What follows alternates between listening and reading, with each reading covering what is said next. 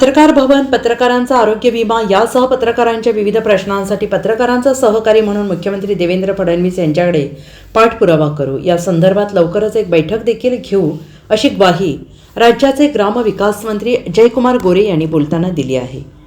महाराष्ट्र राज्य पत्रकार संघ मुंबई डिजिटल मीडियाचे राज्यस्तरीय अधिवेशन येथील संजय भोकरे ग्रुप ऑफ इन्स्टिट्यूटमध्ये पार पडले आणि याचे उद्घाटन ग्रामविकास मंत्री जयकुमार गोरे यांच्या हस्ते झाले।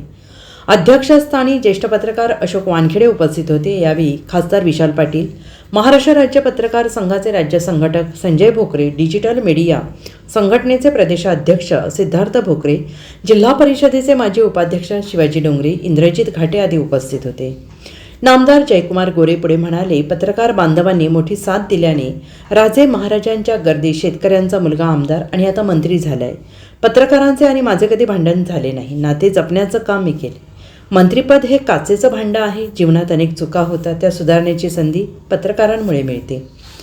चुका दाखवल्या की त्यातून शिकण्याची संधी मिळते। राजकारणात खालच्या पातळीवर जीवघेणी स्पर्धा असते। जीवनात संघर्ष करावा लागायला लागला। अनेक खोटे गुन्हे दाखल झाले। एका बातमीमुळे अनेक जण संपले आहेत। 9 वर्षापूर्वी घडलेल्या या घटना काढण्याचे काम केले जाते। माझ्या विरोधात झालेल्या सर्व प्लॅनची मला माहिती आहे, त्याचे रेकॉर्डिंग देखील आहेत, पण त्यावेळी डिजिटल मीडिया त्यांच्याबरोबर न राहता माझ्याबरोबर राहिला। मी पहिलंच सांगितलं पहिल्या दिवशी, मंत्रीपद हे खूप काचेचं भांडं आहे, खूप अस्थिर आहे। हे कधीच परमनंट नाही, काही परमनंट नाही। राजकारणातली कुठलीच गोष्ट परमनंट नाही। त्यामुळे राजकारण आपण घडवत असताना आपल्या पायापासून ज्या गोष्टी आपल्यासोबत होत्या, जी लोक आपल्यासोबत होती, तीच आपल्यापर्यंत शेवटपर्यंत राहणार आहे। आज मी पहिलाच सांगितलं की मंत्रीपद लगेच होईल, माझी होते, काय वेळ लागत नाही त्याला माझी आजी व्हायला। पण आपण जे कर्तृत्वानं इथंपर्यंत आलो आणि तेव्हा जे मला जयाभाऊ नावाचं एक पद लागले, भाऊ नावाचं पद लागले ना संजू भाऊ, ते मी अस्थीवर जाताना सुद्धा ते सोबत राहणार आहे, ते जाणार नाही। आणि ती भूमिका ठेवून आपण काम करायची भूमिका घेतो। त्यामुळे संजू भाऊ, आपण एक फोन केला, प्रत्यक्ष भेटलोही नाही कार्यक्रमाला या म्हणून सांगायला, असं अजिबात मला गरज भासली नाही। आपला एक सहकार्य एवढ्या आत्मीयतेनं सांगतोय की तुम्ही आलं पाहिजे। फक्त मी एक सांगितलं की बाबा तुम्ही तुमच्या लोकांना विचारून घ्या मी चालतो का, नाहीतर पुन्हा वांद्याचा कार्यक्रम नको। त्यामुळं आपण तुम्हाला चालत असेल तर मी नक्की येतो। आणि आज या ठिकाणी संजू भाऊ आलो, आपण मला बोलवणार।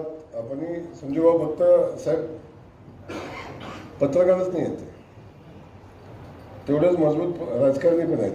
दुकान वडिलांचं आणि किराणा मालाचं दुकान आणि शेती याच्या पलीकडची कुठलीही राजकीय पार्श्वभूमी नसलेलं कुटुंब, आणि त्या कुटुंबातला पोरगा 4 वेळा आमदार होऊन आज राज्याचा मंत्री म्हणून काम करतोय।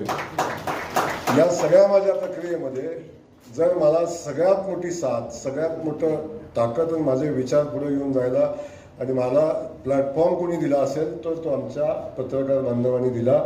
म्हणूनच आज जयकुमार गोरे इथं आहे, हे मी मनापासून आणि हृदयापासून सांगेन। शेवटी नाही तर एवढ्या मोठ्या प्रस्थापितांच्या गर्दीमध्ये, राजे महाराजांच्या गर्दीमध्ये असं एखादं व्यक्तिमत्व, या व्यक्तिमत्वासोबत स्पर्धा करून पुढे येणं हे सहज शक्य नाही, हे अशक्य कोटीतली गोष्ट आहे।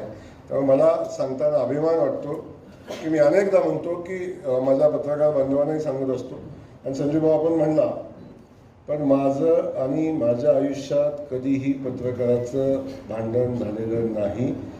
पत्रकारिता आणि माझं खूप जवळचं नातं जपणारा मी कार्यकर्ता आहे। शेवटी आपल्या चांगल्या आणि वाईट गोष्टी मांडणारा पत्रकार आपल्याला जीवनामध्ये सुधारण्याची संधी निर्माण करून। Bureau report, SVN Marathi, Sangli.